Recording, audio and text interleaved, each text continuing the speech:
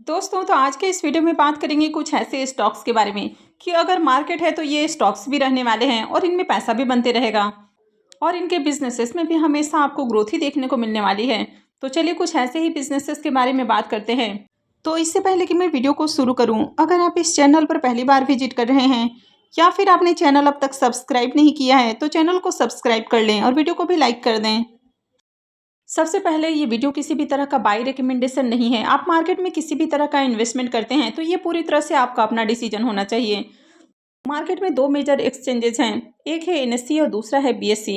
अब एनएससी का आईपीओ आने वाला है, यानी कि एनएससी अभी मार्केट में लिस्टेड नहीं है लेकिन बीएससी ऑलरेडी मार्केट में लिस्टेड है। तो जब तक आपको शेयर मार्केट का बिजनेस देखने को मिलेगा तो जो इस तरह के बिजनेसेस हैं, यानी कि जो एनएससी बीएससी का बिजनेस है, ये भी आपको लगातार देखने को मिलेगा। यानी कि बिजनेस है तो यहाँ पर आपको ग्रोथ भी देखने को मिलेगी, क्योंकि मार्केट में हमेशा नए नए लोग आते रहेंगे और नए नए डीमेट अकाउंट भी ओपन होते रहेगा। तो लोग आ रहे हैं तो शेयर्स को बाई सेल भी करेंगे, ट्रेडिंग भी करेंगे, यानी कि हर तरह का आपको यहाँ पर बिजनेस देखने को मिलेगा। तो ऐसे में इनके जो बिजनेस हैं इनमें आपको बढ़िया ग्रोथ देखने को मिलेगी। तो यहाँ पर आप बीएससी के मंथली चार्ट को देख रहे हैं। अब 2021 के दौरान देखें तो इसका जो प्राइस है वो 100 रुपये के अराउंड ट्रेड कर रहा था और अभी देखें तो 4700 रुपये के अराउंड इसका प्राइस ट्रेड कर रहा है। अगर इसके हाई को देखें तो 6000 रुपये का इसका हाई लगते हुए देखने को मिला है। यानी कि हाई से अगर कंसीडर करें तो स्टॉक अभी भी अपने ऑल टाइम हाई से मोर देन 20% करेक्शन के ऊपर देखने को मिल रहा है। यानी कि यहाँ पर भी डिसेंट आपको एक गिरावट देखने को मिल रही है। और अगर मंथली चार्ट को देखें तो यहाँ पर आपको हैमर भी क्रिएट होते हुए देखने को मिल रहा है, यानी कि आगे यहाँ से आपको तेजी भी देखने को मिल सकती है, लेकिन ये किसी भी तरह की गारंटी नहीं है। अगर आगे इन्वर्टेड हैमर बन जाता है तो ऐसे में आगे वहाँ से फॉल भी आ सकता है। तो मार्केट में किसी भी चीज़ का दावा नहीं किया जा सकता है, बस आप एनालाइज कर सकते हैं। लेकिन इस तरह की कंपनियां लॉन्ग टर्म में आपको बढ़िया रिटर्न बनाकर दे सकती हैं। लेकिन अगेन ये वीडियो किसी भी तरह का बाई रिकमेंडेशन नहीं है।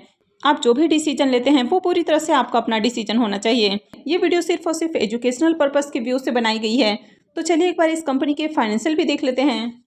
कंपनी के फंडामेंटल्स को देखें तो कंपनी का मार्केट कैप 64 से 65 हज़ार करोड़ के अराउंड है।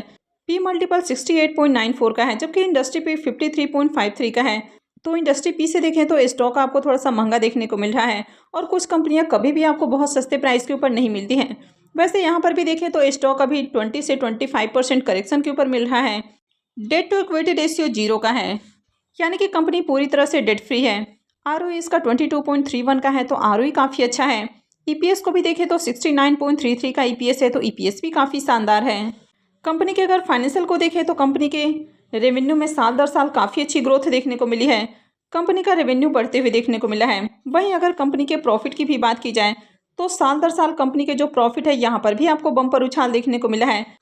फाइनेंशियल 20 से 22 तक कंपनी के प्रॉफिट के अंदर जंप देखने को मिली है। हालांकि 23 में इसका प्रॉफिट थोड़ा डाउन है, लेकिन 24 के अंदर देखें तो बम्पर उछाल देखने को मिला है और 23 के मुकाबले 24 में इसका प्रॉफिट 3.5 गुना से भी ज़्यादा इंक्रीज हुआ है। कंपनी के अगर नेटवर्थ को भी देखें तो साल दर साल कंपनी का जो नेटवर्थ है ये भी आपको बढ़ते हुए देखने को मिला है, यानी कि फाइनेंशियल काफ़ी शानदार है।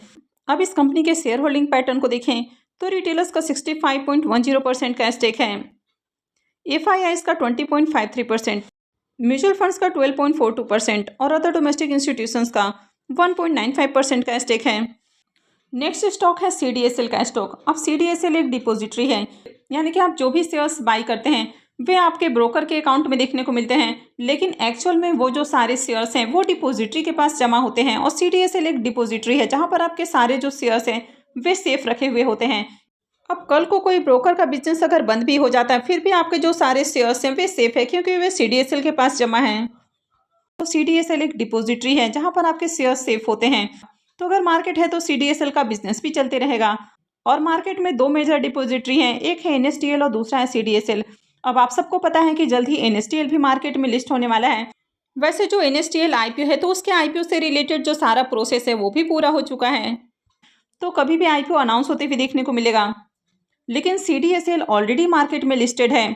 तो सीडीएसएल के प्राइस के बारे में बात की जाए तो 2020 में इसका जो प्राइस है वो 100 रुपये के अराउंड ट्रेड कर रहा था और अभी देखें तो ये 1200 रुपये से भी ऊपर ट्रेड कर रहा है।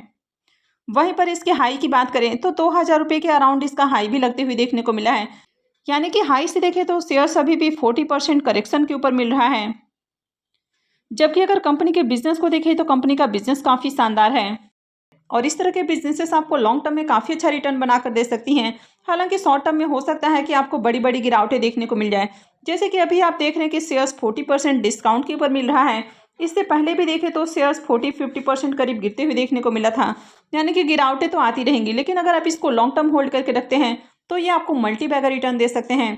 जैसे कि 2020 के आसपास ही बात करें तो शेयर 100 रुपये से भी नीचे ट्रेड कर रहा था और अभी देखें तो 10 से 20 गुना शेयर हो चुका है। CDSL के फंडामेंटल्स के बारे में बात की जाए तो इसका मार्केट कैप 25,000 करोड़ का है। स्टॉक का पी मल्टीपल 45.76 का है, जबकि इंडस्ट्री पी 53.53 का है। यानी कि ये स्टॉक अपने इंडस्ट्री पी से भी सस्ते वैल्यूएशंस के ऊपर मिल रहा है। तो अभी बाइंग की अच्छी अपॉर्चुनिटी है, लेकिन ये वीडियो किसी भी तरह का बाई रिकमेंडेशन नहीं है।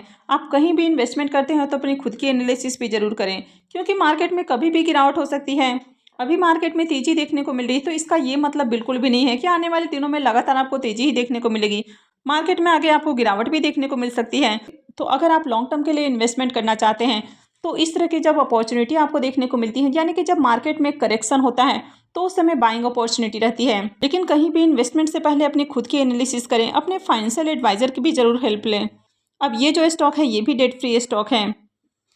इसका ROE 34.85 का है, तो ROE काफ़ी शानदार है। और EPS 26.58 का है, तो EPS भी अच्छा है।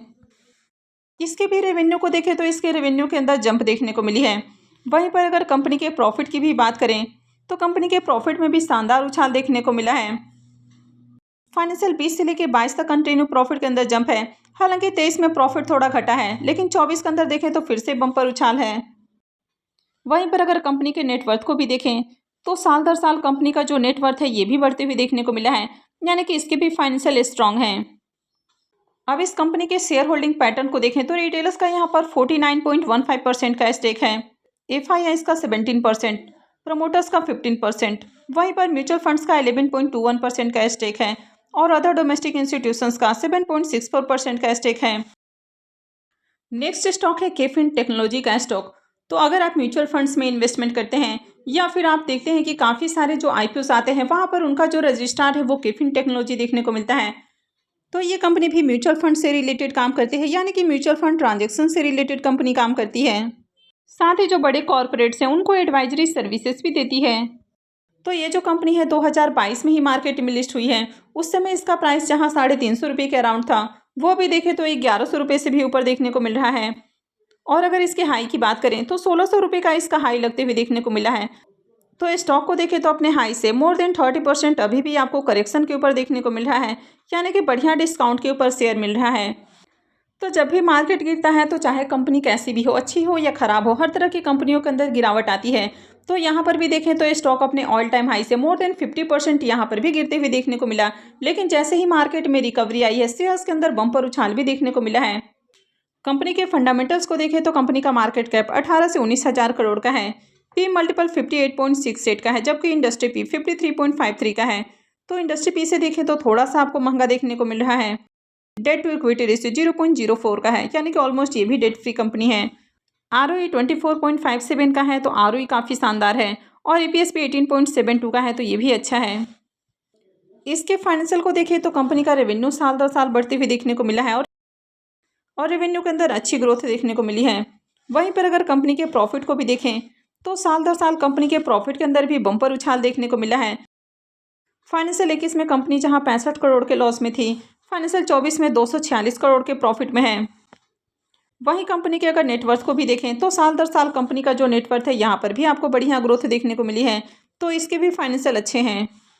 इस कंपनी के भी शेयर होल्डिंग पैटर्न को देखें तो प्रमोटर्स का यहाँ पर 32.96% का स्टेक है, FIIs का 25.40%, रिटेलर्स का 22.21%, अदर डोमेस्टिक इंस्टीट्यूशंस का 12.21% का स्टेक है और म्यूचुअल फंड्स का 7.22% का स्टेक है।